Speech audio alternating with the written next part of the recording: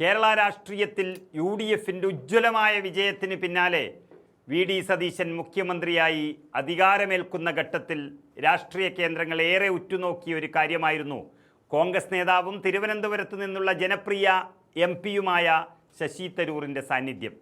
എന്നാൽ തിരുവനന്തപുരം സെൻട്രൽ സ്റ്റേഡിയത്തിൽ നടക്കുന്ന ഈ ചരിത്രപരമായ സത്യപ്രതിജ്ഞാ ചടങ്ങിൽ തനിക്ക് പങ്കെടുക്കാൻ സാധിക്കില്ല എന്നുള്ള വിവരം ശശി തരൂർ ഔദ്യോഗികമായി അറിയിച്ചിരിക്കുന്നു.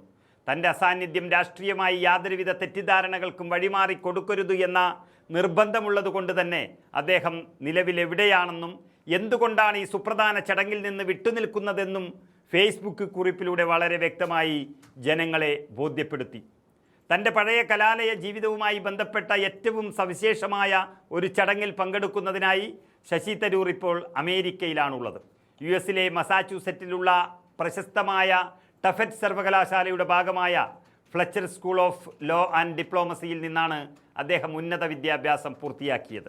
ഈ സർവകലാശാലയിലെ ബിരുദദാന ചടങ്ങിൽ മുഖ്യപ്രഭാഷണം നടത്തുന്നതിനായി അദ്ദേഹത്തിന് ക്ഷണം ലഭിച്ചിരുന്നു. ഒരു അന്താരാഷ്ട്ര നയതന്ത്രജ്ഞൻ കൂടിയായ തരൂരിന് തൻ്റെ പഴയ കലാലയത്തിൽ നിന്ന് ലഭിച്ച ഈ ആദരവ് വളരെ വലുതാണ്. ഇതിനു പുറമെ അദ്ദേഹം ഈ സ്ഥാപനത്തിൽ നിന്നും പഠിച്ചിറങ്ങിയ ബാച്ചിൻ്റെ 50ാം വാർഷിക റീയൂണിയനും ഇതേ സമയത്താണ് അവിടെ നടക്കുന്നത്. 5 പതിറ്റാണ്ടുകൾക്ക് ശേഷം പഴയ സഹപാഠികളെ കാണാനും കലാലയ ഓർമ്മകൾ പുതുക്കാനുമുള്ള ഈ അപൂർവ അവസരം മുൻകൂട്ടി നിശ്ചയിച്ചതായിരുന്നു. അതുകൊണ്ടാണ് ബോസ്റ്റണിലെ ഈ പരിപാടികളിൽ പങ്കെടുക്കാൻ അദ്ദേഹം യു.എസിലേക്ക് യാത്ര തിരിച്ചത്. കേരളത്തിലൊരു പുതിയ മന്ത്രിസഭ അധികാരത്തിൽ വരുന്ന ഈ വേളയിൽ തിരുവനന്തപുരത്തുണ്ടാകാൻ കഴിയാത്തതിൽ തനിക്ക് വ്യക്തിപരമായി വലിയ വിഷമമുണ്ടെന്ന് തരൂർ തൻ്റെ കുറിപ്പിൽ പങ്കുവെക്കുന്നുണ്ട്.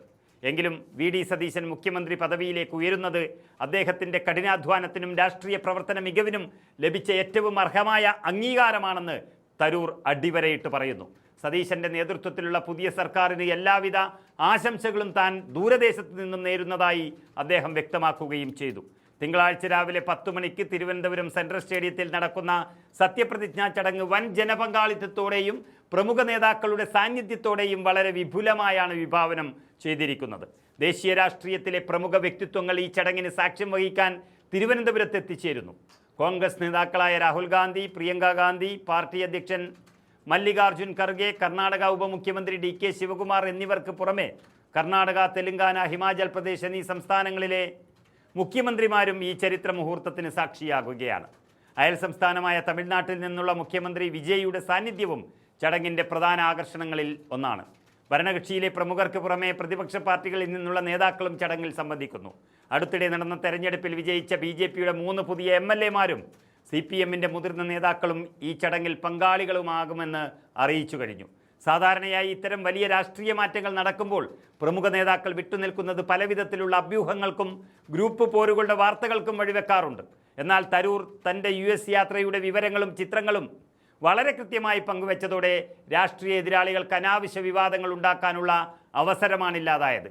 ഒരു ജനപ്രതിനിധി എന്ന നിലയിലും ആഗോളതലത്തിൽ ശ്രദ്ധേയനായ വ്യക്തി എന്ന നിലയിലും തൻ്റെ ഔദ്യോഗികവും വ്യക്തിപരവുമായ കടമകളെ അദ്ദേഹം എങ്ങനെ സന്തുലിതമായി കൊണ്ടുപോകുന്നു എന്നതിൻ്റെ ഉദാഹരണം കൂടിയാണ് ഈ വിശദീകരണം.